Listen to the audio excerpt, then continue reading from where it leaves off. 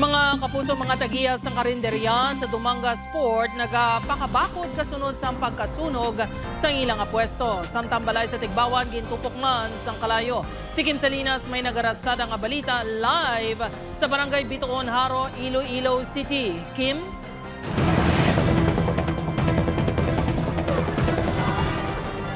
Jert 11 ka may struktura gintupok sa kalayo sa duwa ka separado sang insidente sang sunog sa Dumangas kag Tigbawan, Iloilo.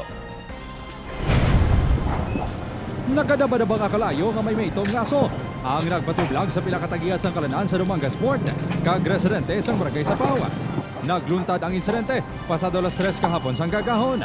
Masubong nga ginalantaw sa mga tagiya ang hinali ginlamon sang kalayo ang delikada na nila nga palakabuyan. Human sa light material sa mga karinderya. Ako nagbulig mo ko da buklas ang ilang daw pertahan bala nga tiyanggi nila. Sa investigasyon sang BFP, naghalin sa kusina ni Alas Jecker ang kalayo. Padayon pa ginatumod ang kausa sang sunog.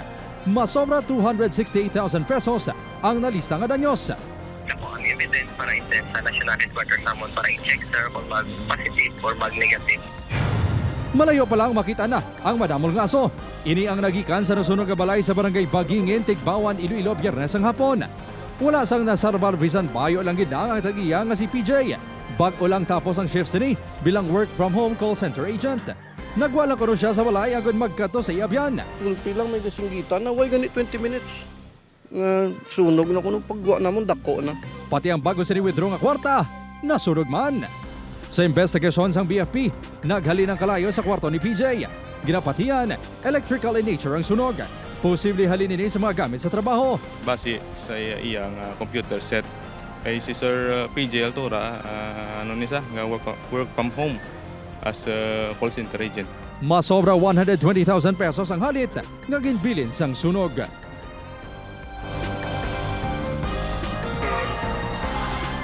Jert padayon nga nagapanawagan ng BFP sa publiko nga antes maghalin sa ilang mga puluyan siguraduhon gid nga naka-unplug ang electrical appliances kag wala sang napabayan nga niluto. Jert? Madamong ganyan salamat sa detalye, Kim Salinas.